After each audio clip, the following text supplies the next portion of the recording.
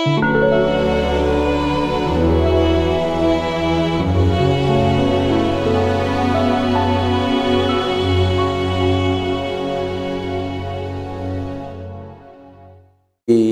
start to explore into the first 5 consciousnesses.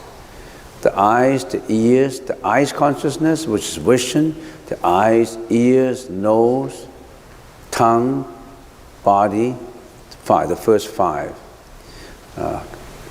And how do we study them? We study them according to 8, 9 categories. How do these consciousnesses perceive the world?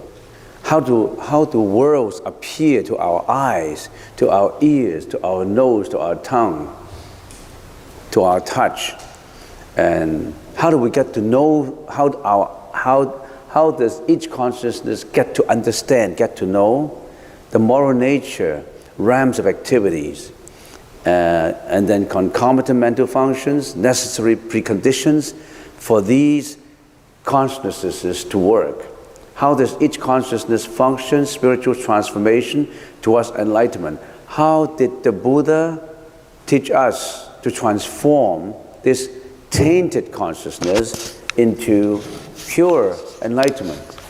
And then after transformation, how do the transformed person, the enlightened person, lead sentient beings to enlightenment? We already have touched a little bit on 1, 2, 3. Now let's continue again.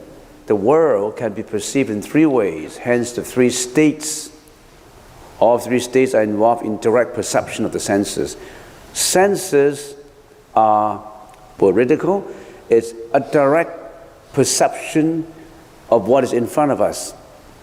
We usually use the word factual.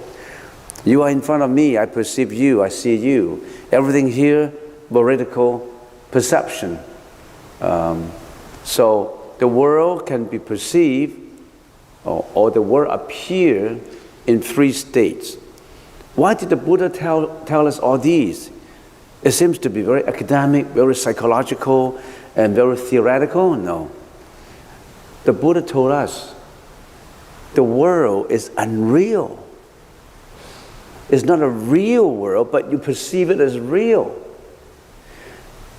How did the world, the 3 states, appear to us?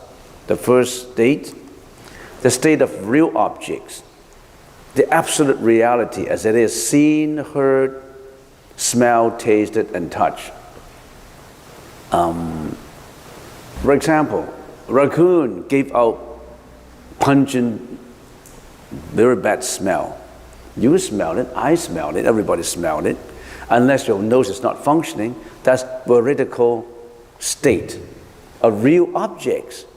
I see this building, everybody see it, unless your vision is distorted, unless your vision is, you don't have any vision, you see things. This is real objects. That's the first state of the world. They appear as real. This is, you can see, you can smell, you can touch all these. That's the first state. The second state is the state of distorted objects. They can still contain a little grain of truth in it.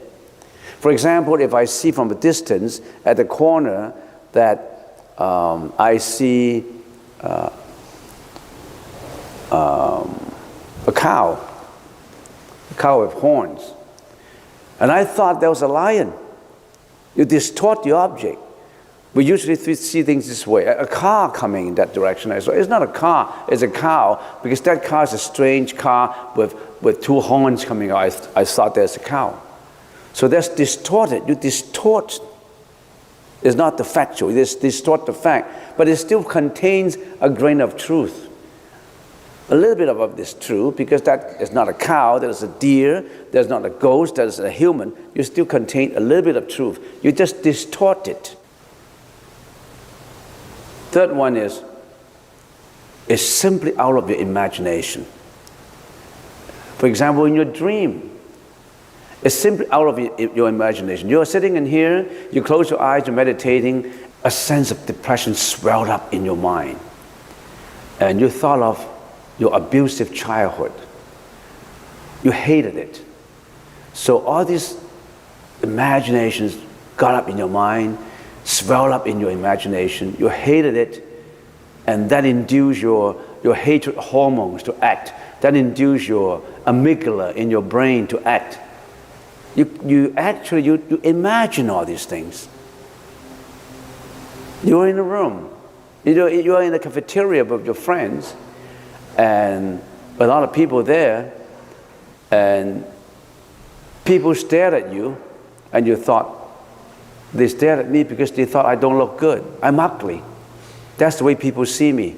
I'm not good looking. That's the reason why when people look at me, they look at it with a strange way. When my in-laws talk to me, they talk to me as if they despise me because I don't have any value. You created all these things. Like a depressed individual create images, create feelings that they thought that's the way they look at me. They must look at me negatively because I'm negative. You don't know that you're negative, and you think that people look at you negatively. You think people attach no value to you. You're valueless. You're hopeless. You can't do anything. That's imagination. So those are the three, comprehensively, the three states that you perceive things. And I would like to ask you a question. Out of these three states, which state is real? Right? Which state is real? Tell me. Which state is, say, real? That's really real. Which state? Which state? Let's get back to the first one. Which state is real? Huh?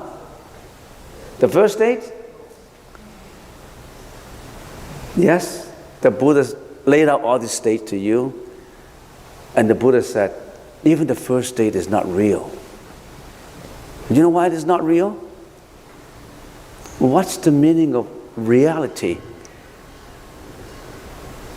Everything I see right now is conditional creation. You are here, I look at you, you appear in front of me. Who are you made up of? You're made up of conditional body and mind. I may not see you tomorrow. So you have a temporary existence now. Everything is on causation, everything is impermanent, everything has disintegration. But we, as an enlightened individual, we're attached to them. We know they are not permanent, but we like to think that they are permanent. That's the reason why we want to keep them, we want to safeguard it. We want to protect self-interest. I have an ego, because you look at things as if they are real. When somebody scolded at you with no reason, his words hit your eardrums. They are real, real sound, real reprimand. A reprimand that makes you angry, that makes you create vengeance. But are they really real? They're made up of frequency. They're made up of some words that is distorted by the individual who passed these words into your eardrums. But you got mad. You wanted to yell. You wanted to shout. You wanted to hurt. Or even you want to kill. You want to injure. You act on these because you think these words are real. The words are meaningless, but it gets into your mind. You make up all this meaning. The words themselves don't kill you. It's you, your own consciousness, kill you. You understand what I mean? The sound itself is nothing, but if somebody gave you the bad language, the four-letter word, for example, you really get mad. But the four-letter word themselves, they're harmless. But when it gets into your mind, it becomes very harmful, because you thought that your ego is being hurt, your respect is being hurt. You act, you get violent. So even the first state is not real. You see why the Buddha teaches all these things? They want to point out to you all the facts and tell you that what did we go wrong? How do we perceive the world? So, here comes my second question. The eyes, the ears, the nose, the tongue, and the body perceive, right? How do they perceive? They perceive the first state, or the second state, or the third state. Usually. The first one. That's how the eyes, because the eyes can make decisions. The eyes themselves that can make decisions. When the eyes see a buffalo there, he thought it's a buffalo, but actually it's a horse, it's a deer. But the eyes don't make that decision, that's a horse, that's a deer. The eyes is just a camera. If you study biology, you know that. The pupil reflected the image into, the image got reflected with the light, with the conditions of light.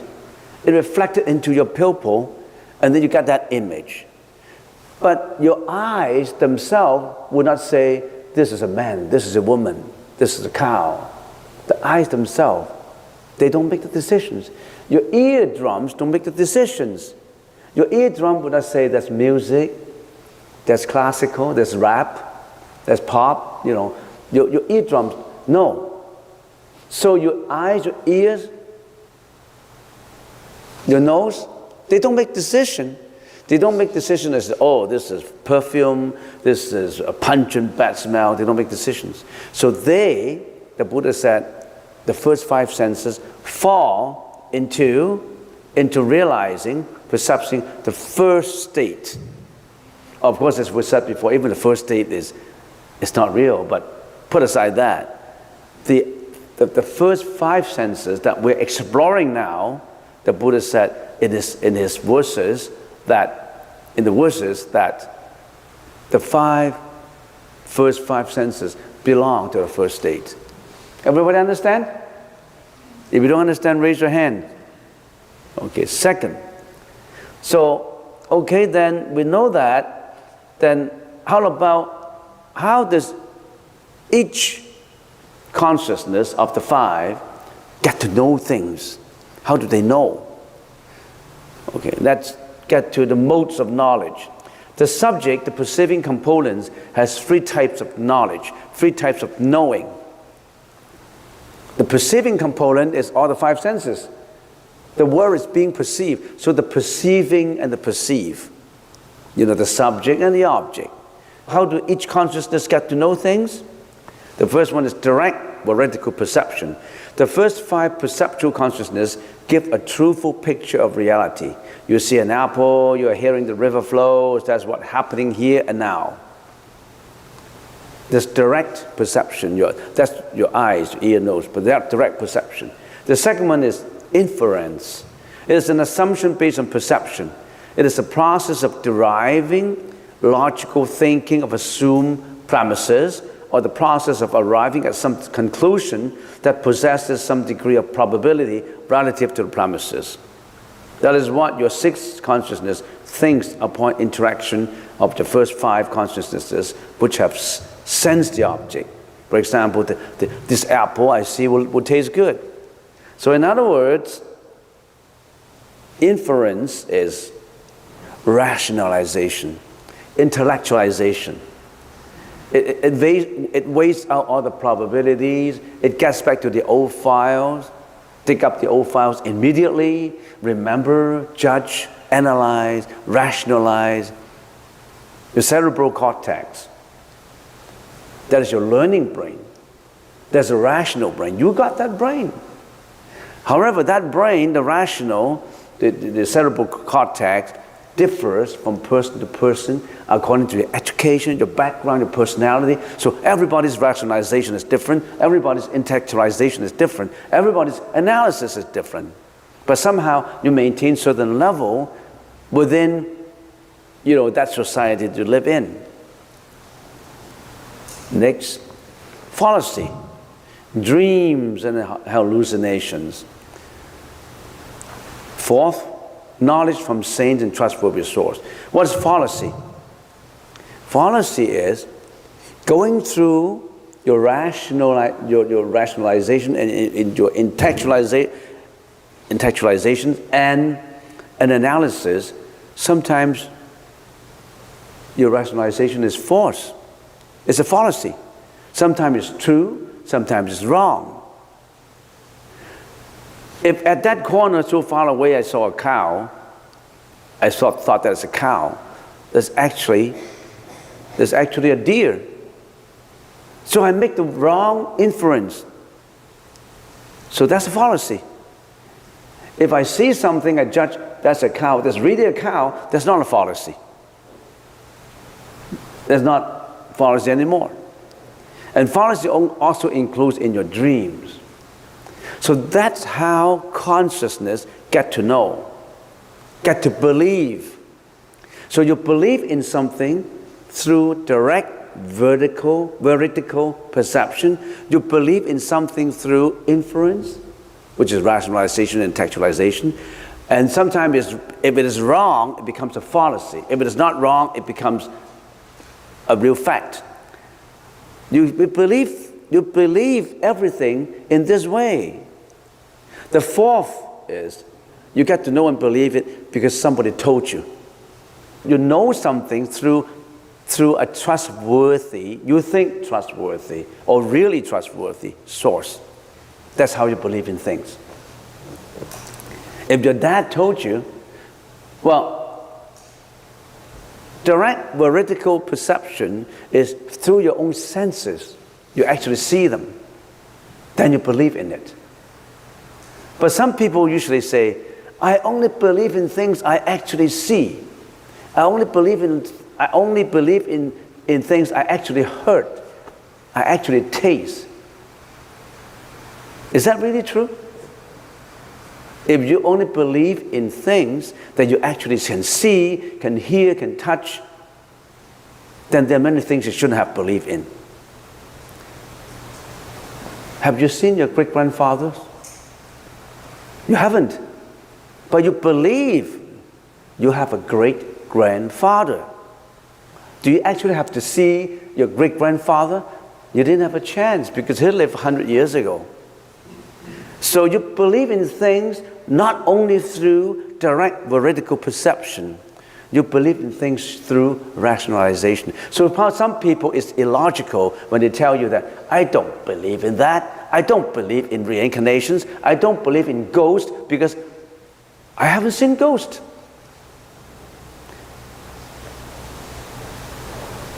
I don't believe in something that some sound explosion 3 miles away. I don't believe in that. Even if everybody told me, I don't believe in that because I didn't hear it. But I'm sorry, you're wrong. Because your audible senses is not better than even a dog. A dog can hear 3 miles away, and you can only hear half a mile away. So even your senses lead you astray.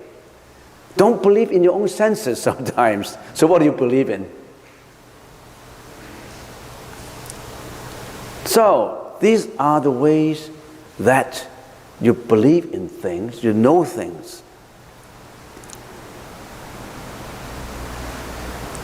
Getting back to people who like to always to say, how does this help me in my daily life? How does it help me in whatever I'm doing? It helps you to analyze what is right and what is wrong. It even helps you in your discussion with people. If some people say, I only believe in things I veridically perceive, well, you're illogical. But there are many things that you haven't seen, but they're real. They're really facts. Are there anyone in here who are elderly enough to see the father of the present Prime Minister? The present Prime Minister, Justin Trudeau. The father of Justin Trudeau is Pierre Trudeau. Have you seen him? No, you have seen him because you're elderly enough, right? But some people have never seen Pierre Trudeau. You haven't seen him. Do you believe him existed before? He did. But if you say, I only believe things I hear, I heard, I taste, you're illogical in your thinking. So if the Buddha told me this is what it is, if I believe in it, is that superstitious? No. Because one of the 4 ways is knowledge from saints and trustworthy source. The Buddha told me this is what it is. And through analysis and rationalization, I believe in him. You understand? So that's how your senses believe. Next. And the eyes, the ears, the nose, the body, and the tongue, each consciousness has a certain moral nature in it. In other words, each sense, when they interact with the world, from the moral perspective, morality perspective, they have certain nature. What are these natures? None of the 5 perceptual consciousness contain the potential for making moral distinctions. So each one is per se indeterminate in nature.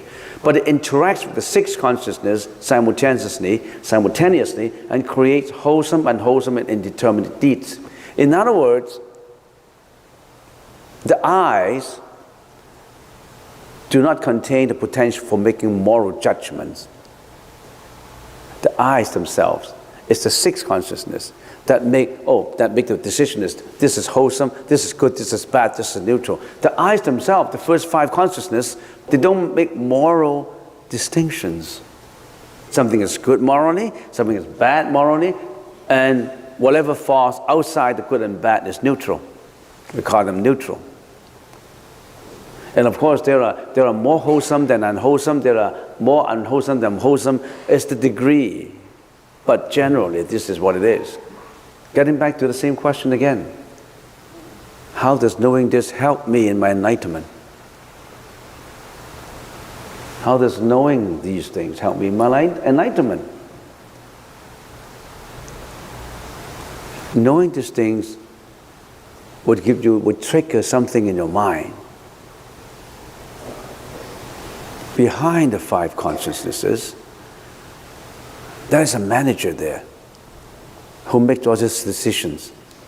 There's a manager there who's more powerful. All my senses are only the tools. I got to explore into that something that is very powerful, and he makes the decisions. If I understand the manager, I would know a lot. If I understand that manager, I will know how to interact with that company, with the salesman, with all that is related to the salesman and to the company. All right, so these are the moral distinctions. And then we say, okay, the first 5 consciousness, what kind, moral distinctions do they make wholesome? Are they wholesome, unwholesome, or indeterminate? Any answer? They're indeterminate. Because the eyes don't make the decisions. They're neutral. The eyes say, I don't care whether I don't care this is bad or good. I'm neutral. I don't have that ability to make the decisions. I'm neutral. Okay, so that's the 3rd category from a moral perspective. And then next, before we go for lunch, what realms of activities the 5 consciousness fall into? What does that mean? The first 5 consciousness, in what realms they work. Then you first have to understand what are the realms, what the realms mean. If we can say the whole universe, but actually the whole universe, quote unquote, has 3 strata in it.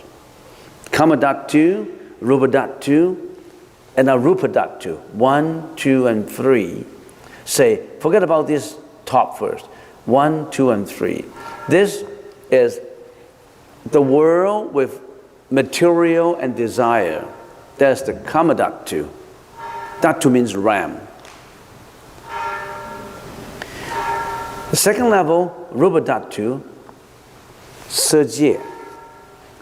There's no more form and there's no more desire in the second level. The third level, even material don't exist, only the spiritual exists in 3 levels. And as the level go higher and higher, happiness increase. And some religious people refer to for this level and this level, they refer to them as heavens. So there's so many heavens. There's not only one heaven. There are how many heavens? Roughly 22 heavens. Each heaven has its degree of happiness. We are now in this Kama Dhatu, which is a mixture of happiness and sadness, a mixture of suffering, tribulations, and sometimes bliss. We don't always suffer, but sometimes we feel good about it. But basically, most of the time, we have suffering. Rebirth, do we have rebirth? Aging, sickness, death, departure from beloved ones. Your beloved dad, your mom, your brothers and sisters. Some people have them die prematurely, or whatever you how to pronounce it. Living with hated ones. Some people you don't like to live with, but you have to live with them. Husband and wife, they don't love each other, but because of the children, they want to stay with each other, but they dislike each other.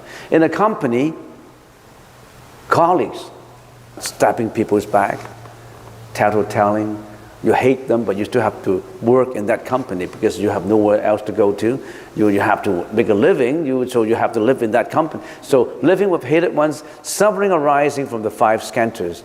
All these, that this is the level that we live in. And we have 6 paths of reincarnations. Devas, asuras, humans, animals, ghosts, and hells. We all reincarnate after we die. Reincarnate could be hell, could be ghosts, with animals, humans, asuras, and devas. What do we mean by devas in here? Even this level have 6 heavens. But these heavens still have desires. They still have male and female desires. There are 6 heavens in there. So 22 plus another 6, altogether 28 heavens. But we're not in heavens, only the devas are in heavens. But these heavens here are much higher level. Why do I bring this out? So where do our first 5 consciousnesses, the eyes, the ears, the nose, the tongue, the body, act? Where are they active? They are active in here, in this realm. Your eyes, our eyes and nose and ear, they are very active in the world with desires and materiality. Active, yours, mine. We know our senses are active unless you lost them. You lost your vision, you lost your hearing, then of course you're not active. But basically, we are all active. Our first 5 senses are active.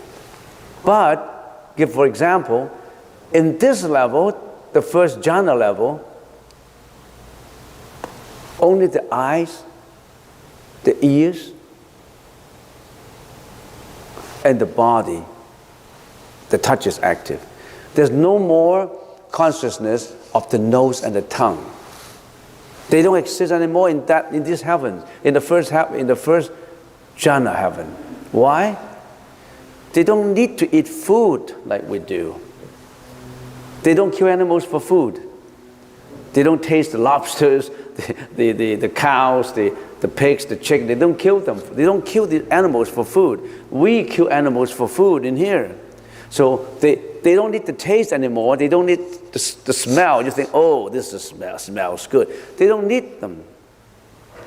The lesser first 5 consciousness you have, the happier you are. So they don't have the They don't have the nose and the tongue consciousness. And if you go to the second level, all the second level up, they don't have the first 5 consciousness. They don't need them. They are crude. They induce a lot of sufferings in it. So they don't need them. We are conscious with this kind of tainted consciousness because we are in a lower level. But heaven is not the way to go to. It's not your ultimate enlightened place. Because you still have to reincarnate. You have to what? Get out even from heaven. Even heaven is not ultimate. They still reincarnate. So you have to be at what level? In order to get out from suffering, you have to be at this level. Arahat Pratyeka Buddha and the Buddha. Or at this level, you are out from samsara, life and death, at this level. This is the enlightened level. This is the sentient being suffering level. This is the enlightened being's blissful level. Okay? We'll have to stop for another month, I guess, till I return. Then we get on to other topics of the first 5 senses.